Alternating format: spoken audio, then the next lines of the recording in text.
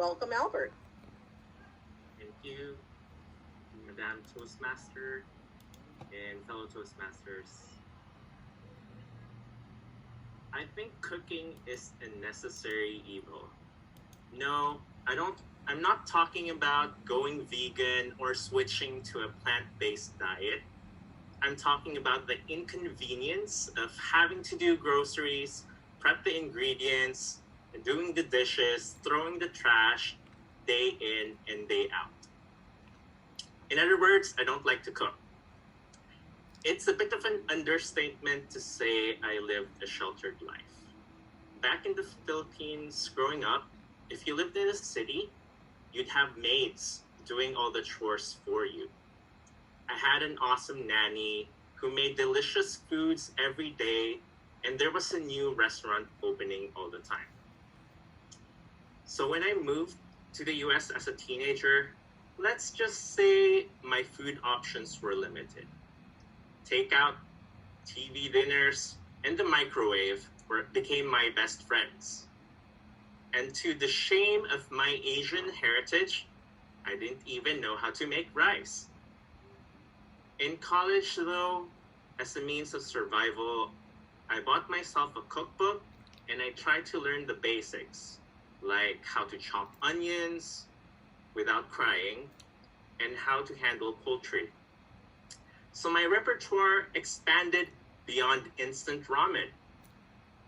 Fast forward years later, living on my own, I can make a few dishes, but I still didn't like making my own meals.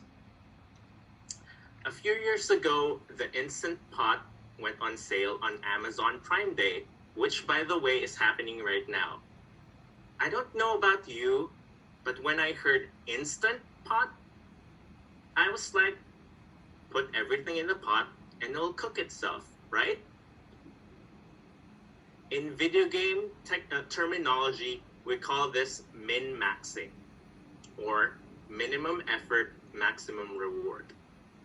So whether I'm playing video games or in life, this has unconsciously become my mantra. In my professional career, I embrace technology as a means to automate and optimize workflow for maximum efficiency.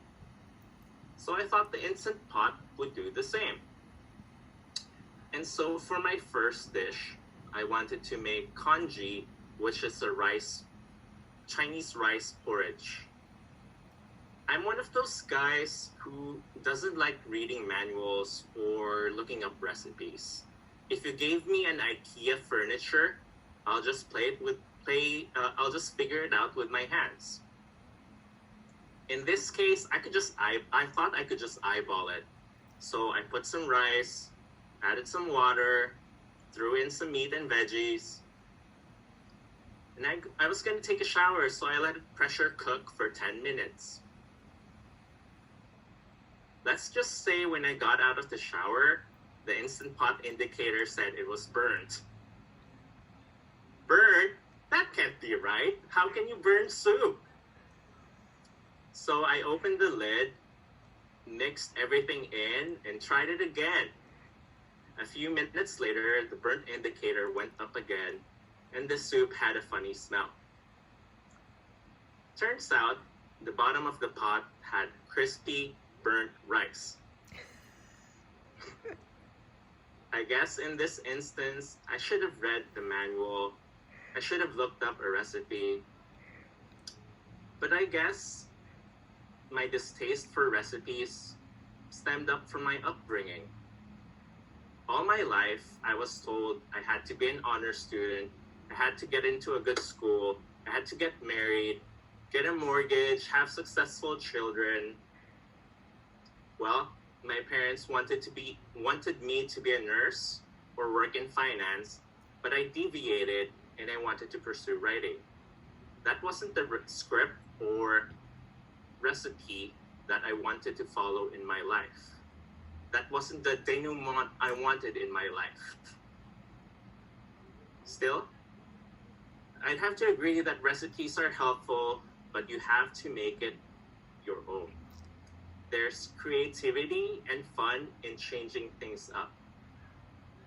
We'll learn from our successes and our failures. More failures on the side of my cooking, though.